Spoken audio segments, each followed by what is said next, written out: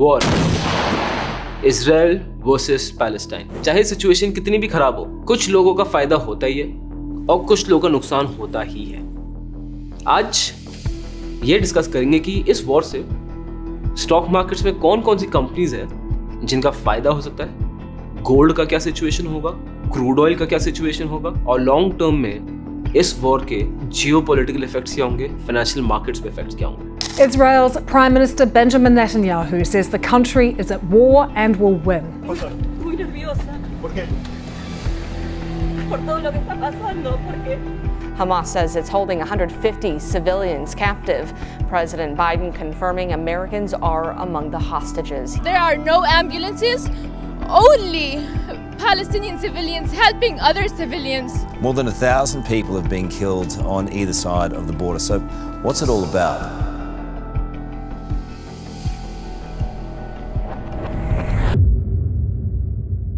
Israel versus Palestine, ये एक ऐसा कॉन्फ्लिक्ट है जो सालों सालों सालों से चला आ रहा है और शायद ही इसका कभी कोई सोल्यूशन निकल पाएगा। जैसे north Korea south Korea conflict चल रहा है, इंडिया पाकिस्तान का कॉन्फ्लिक्ट चल रहा है, उसी तरह पैलेस्टाइन एंड इजराइल।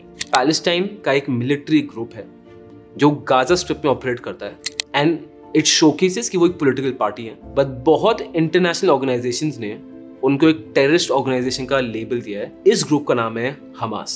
7 अक्टूबर को हमास ने गाजा स्ट्रिप से अटैक किया ऑन इजराइल, मिसाइल्स लॉन्च की, ग्राउंड अटैक किया, जिसकी वजह से 800 Israelis have been killed. Israel ने भी दोबारा अटैक किया जिसकी वजह से 500 पैलेस्टाइनीज हैव बीन किल्ड। और ये काउंट अभी है, हो सकता है जब आप ये वीडियो देख रहे हो डेथ काउंट बहुत ज्यादा बढ़ जाए। फाइनेंशियल मार्केट्स में क्या होगा उसके इफेक्ट जानने से पहले ये बहुत जरूरी है कि इस वॉर का जियोपॉलिटिकल इम्पैक्ट क्या होगा। जैसे मैंने आपको बताया था, इजराइल वर्सेस पैलेस्टाइन का इशू बहुत टाइम से चलता आ रहा है। पैलेस्टाइन में रहते हैं अरब्स और जो पूरा मिडिल ईस्ट का एरिया है वो अरब्स डोमिनेटेड है। तो जनरली जो भी अरब कंट्रीज है ना, उनको इजराइल से हमेशा इशू ही रहता है। बट रिसेंटली ये ट्रेंड चेंज हो रहा था, जहाँ पे कंट्रीज जैसे कि सऊदी अरेबिया, उनके इजराइल के साथ रिलेशंस नॉर्मलाइज हो रहे थे for economic development and for better trade. और जियोपॉलिटिकल एनालिस्ट ये बोलते हैं कि this might be the start जिसके से हमास ने इतना ब्रूटल अटैक प्लान किया है।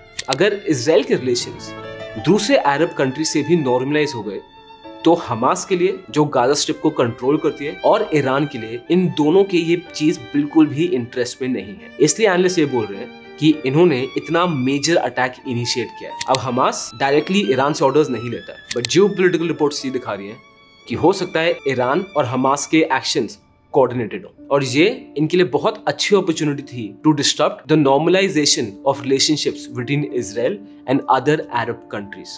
बिकॉज जब ये अटैक हुआ, इजराइल ऑफ कोर्स बैकफायर करता। जब पूरी मिडिल ईस्ट और सारी अरब पॉपुलेशन देखती कि अरब्स के अगेंस्ट इजराइल क्या कर रहा है, कि कैसे इजराइल यूएस के वेपन्स यूज करके अरब्स पे अटैक कर रहा है, पूरी पॉपुलेशन का एक नेगेटिव सेंटिमेंट दोबारा आ जाता for the Israelis, for the Jewish people. Palestine Israel का इशू दोबारा फोर फ्रंट पे आ जाता और जब पूरी अरब पॉपुलेशन का सेंटिमेंट खराब होता अगेंस्ट इजरायलीज ना, तो इन्हीं अरब पॉपुलेशंस के जो लीडर्स हैं वो रिलेशंस अपने इजराइल से नॉर्मलाइज नहीं कर पाते, उनको अरब पॉपुलेशन के सेंटिमेंट्स के साथ साइड करना पड़ता और जो नॉर्मलाइजेशन ऑफ रिलेशंस हो रहे थे between Israel and Saudi Arabia and other Arab countries, वो होता एकदम खत्म। I think Hamas and its main patron in the region, Iran, want to stop the momentum behind an Israeli-Saudi peace deal. This is a deal that would build on the Abraham Accords where Israel made peace with other Arab nations.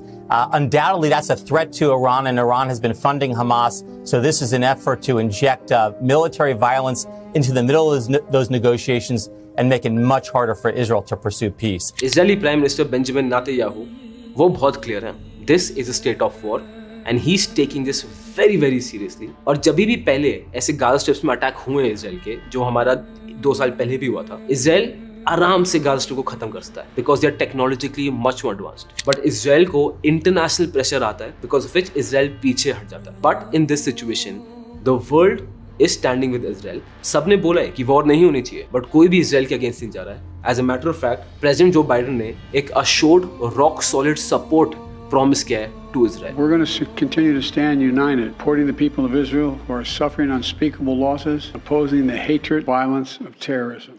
और यार ये video ना please and तक देखना, because जो एक and का message है वो आपके लिए सुनना बहुत ज़्यादा जरूरी है। तो आई नो आप इस वीडियो में स्टॉक एनालिसिस के लिए हो, तो पहले मैं स्टॉक एनालिसिस कर रहा हूँ, but please watch this video till the very very and. अब आते हैं कि कौन से स्टॉक्स को एक नेगेटिव इंपैक्ट होगा बिकॉज ऑफ दिस वॉर। सबसे पहला इंपैक्ट आएगा ऑन फार्मास्यूटिकल कंपनीज, जैसे सन फार्मा। अब सन फार्मा की एक सब्सिडी है टैरो फार्मास्यूटिकल्स के नाम से, जो एक इजराइल बेस्ड कंपनी है। एंड टैरो फार्मास्यूटिकल्स ने बोला है कि because of this terrorist attacks उनके बिजनेस में दे हैव मैसिव डिस्ट्रप्शंस। तो Sun Pharma can be in a tight situation for the short term. उसके बाद मैं बात कर रहा हूँ दूसरी फार्मास्यूटिकल कंपनीज जैसे doctor Reddy, Lupin Labs, Torrent Pharma. इन सब का एक्सपोजर है because they export to Israel, so they will also be affected. फिर आता है अडानी पोर्ट्स, जो हाइफा पोर्ट इजराइल में कंट्रोल करते हैं। अब अडानी ग्रुप से ये मैसेज आया कि वो बहुत क्लोजली मॉनिटर कर रहे हैं the entire Israel war situation, उसके हिसाब से दे विल टेक डिसीजंस। और अगर मैं रेवेन्यू वाइज देखूंगा तो हाफिया पोर्ट से अडानी का 3% रेवेन्यू आता है, तो ज्यादा मेजर नहीं है, but yes they will get affected. उसके बाद आती है डायमंड्स। इजराइल डायमंड्स में one of the largest exporters in the world है। इजराइल माइनिंग नहीं करता है, इजराइल डायमंड की कटिंग करता है और पॉलिशिंग करता है। अब जो एशियन माइनिंग कंपनीज हैं जो इजराइल को डायमंड्स देती हैं, उनको काफी प्रॉब्लम हो सकती है। और इन कंपनीज में आते हैं Kalyan Jewellers, Titan and NMDC Limited. And finally जो सबसे सैडेस्ट पॉइंट है that railway stocks can take a major hit, जैसे IRCON, Jupiter Wagons and RVNL. इसका एक बहुत मेजर रीजन इसलिए है, अगर आपको G20 समिट याद हो तो वहां डिसाइड हुआ था कि Indian Middle East East Europe corridor बनेगा which was going to change the world, और इतना बड़ा प्रोजेक्ट होता। But because of this war ये कॉरिडोर का प्रोजेक्ट हॉल्ट में आएगा, बिकॉज इतनी जब वॉर क्राइम्स होते हैं उस एरिया में इतनी बड़ी इन्वेस्टमेंट करने से सब हिचकिचाते हैं। So hopefully this war will end soon and ये प्रोजेक्ट वुड रिज्यूम।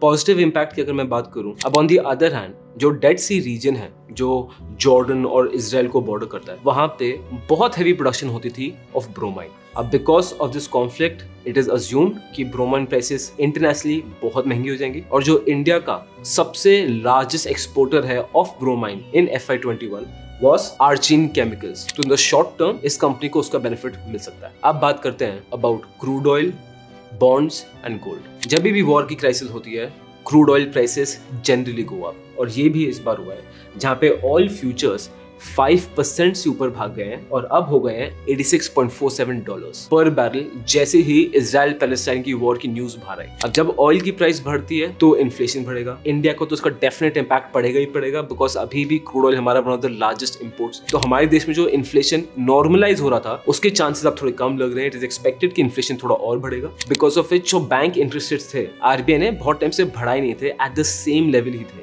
और रूमर्स ये थे कि आने वाले टाइम में आरबीआई बैंक इंटरेस्ट रेट और कम कर देगा सो दैट मार्केट्स को और पुश मिल सके। But after this war crude oil prices बढ़ेंगी, इन्फ्लेशन एक्सपेक्टेड है कि शॉर्ट टर्म में और बढ़ जाएगा, तो जो बैंक इंटरेस्ट रेट्स होंगे वो कम होने के बहुत बहुत बहुत मिनिमल चांसेस हैं।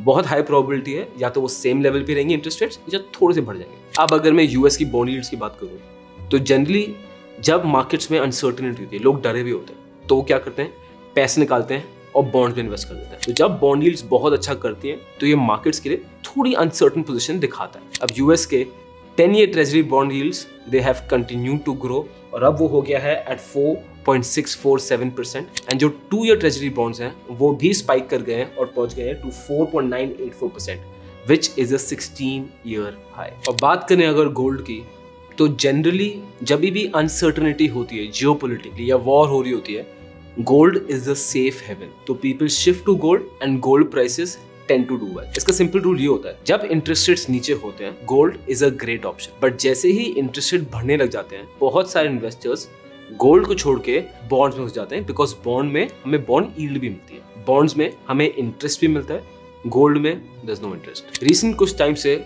गोल्ड में काफी करेक्शन आ चुका है, because dollar and the US treasury bills they have done fantastically well. अब अगर हम हिस्टोरिक ट्रेंड्स को देखें और मार्केट एनालिस्ट की भी सुने, तो ये बोला जा रहा है कि गोल्ड को अभी डिप्स में खरीदना वाइज रहेगा। इसके रीजंस है because of macro economic unrest, जो लोग सोच रहे हैं कि ये वॉर इतनी जल्दी खत्म नहीं होने वाली है, जियोपॉलिटिकल में टेंशन आएंगी जिसकी वजह से again gold can do well, और फेस्टिव सीजन तो आ ही रहा है तो gold generally gets a push this time. अब हिस्टोरिक इम्पैक्ट देखते हैं on war on the Indian markets. Mumbai में जो टेरर अटैक्स हुए थे इन 2008, निफ्टी ने आने वाले 6 महीनों में 50% तक रिकवर कर लिया था। तो जनरली वॉर से देखा गया, yes for that short period of time markets नीचे आ जाता है, बट उसके बाद market takes a U turn for the up. और इस पे मैंने पूरी वीडियो बनाई थी एनालाइजिंग कि वर्ल्ड वॉर 1, वर्ल्ड वॉर 2 के क्या इफेक्ट्स होते हैं financial markets.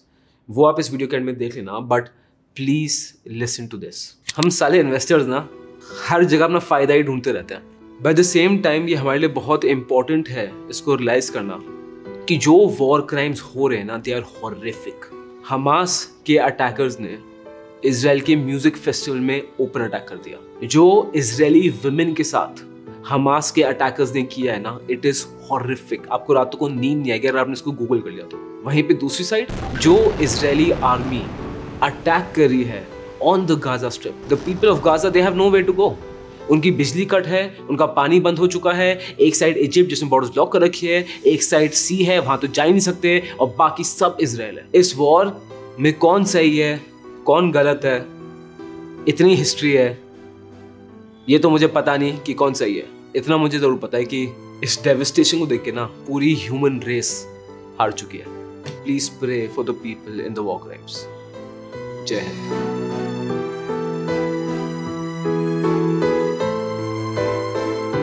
This content is only for education purposes. We do not provide any buy or sell recommendations. Please do your own research before making an investment decision. All the companies mentioned in the content have no association with us until mentioned otherwise in the video itself.